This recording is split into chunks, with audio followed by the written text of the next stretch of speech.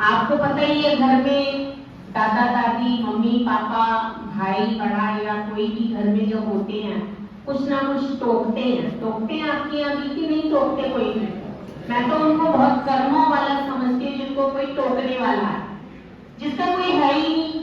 माँ भी चली गई, पिता भी चला गया, दादा दादी, ऐसे बच्चे नहीं है जिनको संभालने वाला ही कोई नहीं, तो टोकेगा कौन? टोकने वाला तो जिसका होगा वही टोकेगा ना।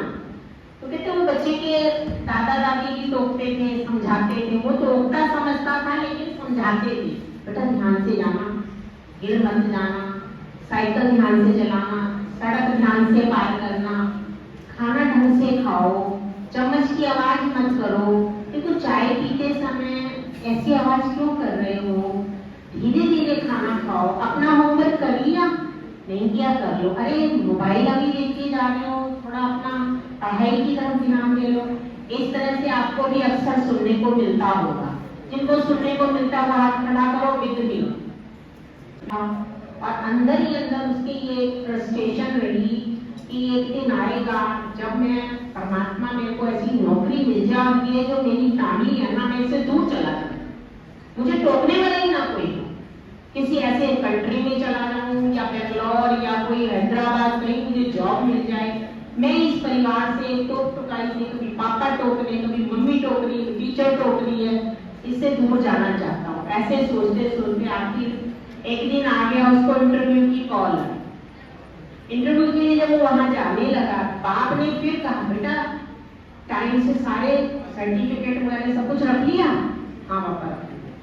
ध्यान से जाना? ठीक है जी, पता है मुझे ध्यान से जाना होता। और अंदर ही अंदर सोच रहा कि आज अगर मेरे को कहीं की नौकरी मिल गई ना, बस मेरा आज इस घर में आखिरी दिन है, उसके बाद मैं कभी भी इस घर में नहीं आऊंगा, मैं तो चला जाऊंगा यहाँ से। ऐसे करते वो वहां पहुंचता है जहां इंटरव्यू होना है। तो क्या देखता है, जैसे यहाँ का गेट है ना, जब हम आए थे तो गेट बाहर गेट है, तो गेट पूरा खुला हुआ है और वहां कोई वॉचमैन भी नहीं था। यहाँ तो भाई साहब थे खड़े हुए थे, उन्होंने आधा गेट बंद किया और आधा खुला था, जैसे हमारी गाड़ी लेके आ रहा उन्होंने खोल दिया, फिर उन्होंने बंद कर दिया होगा। इस तरह से उसने देखा यहाँ तो कोई गेट ही नहीं खुला, मतलब पूरा गेट खुला, कोई है भी नहीं।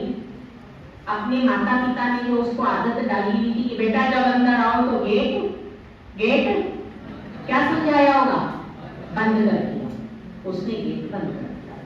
आगे आया, गार्डन था थोड़ा सा, साइड में क्यारियां थी, पक्की सड़क थी, ईंटों वाली सड़क पे पानी की पाइप पड़ी।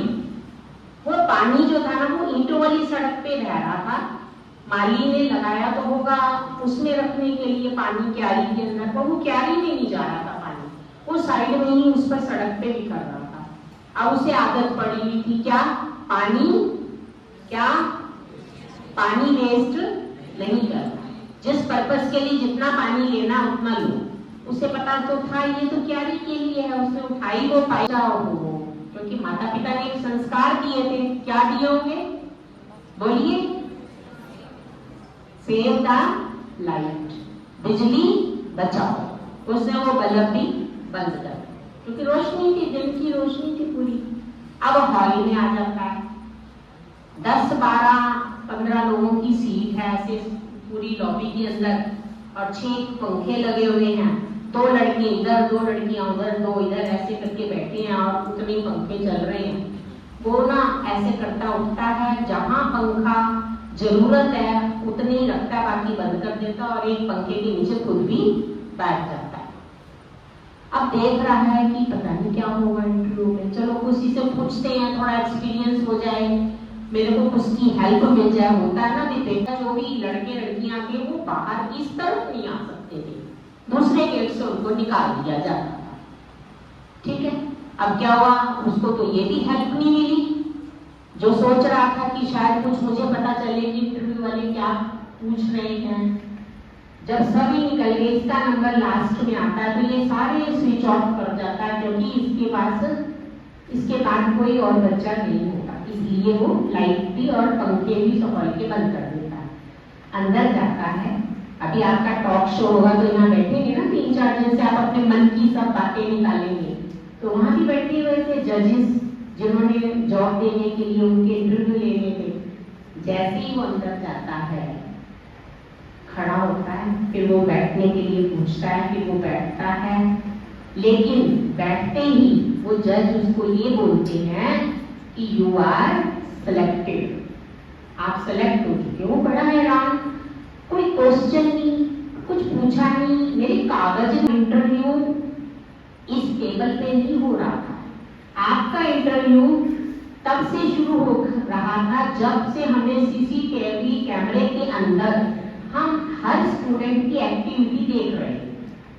आप अंदर आए, आपने गेट खुला था, हम हर स्टूडेंट के लिए गेट खुलवा देते। उसने गेट बंद किया, फिर आपने पानी क्यारी में डाल दिया, फिर आपने बिजली के स्विच फालतू जो जल रहे थे वो बंद कर दिए, फिर आपने ऊपर आके फालतू पंखे बंद कर दिए, फिर उसके बाद आपने अंदर आए, आते समय फिर सारे पंखे बिजली बंद की। क्योंकि हम अपनी कंपनी के लिए ऐसे ही बच्चों को रखना चाहते हैं जो हमारी कंपनी के कल्याण के लिए, उस कंपनी के भविष्य के लिए, उस कंपनी की बचत के लिए भी सोचे। हम उस स्टूडेंट को रखना चाहते हैं, हमारे लिए यही एक टैलेंट था और आप इसलिए सेलेक्ट कर दिए गए। इसके बाद तो उसकी हालत और भी पतली हो गई। क्यों? क्योंकि उसको अपने माता पिता के, जिनके लिए वो ये सोच के आया था कि वो मेरे को टोकते हैं दादा दादी, इस घर में मैं दोबारा पैर नहीं रखूंगा। अब वो जाता है, सर्वप्रथम अपने सब घर के सदस्यों का चरण स्पर्श करता है, आशीर्वाद लेता है, उनसे अपने मन की बात कहता है कि आपकी ही बदौलत, आपकी ही उन बातों के कारण जिनके कारण मैं खिंचता था, तंग होता था, और आज वही संस्कार आपने जो मुझे दिए वो मेरी लाइफ के लिए एक कैरियर बना गए।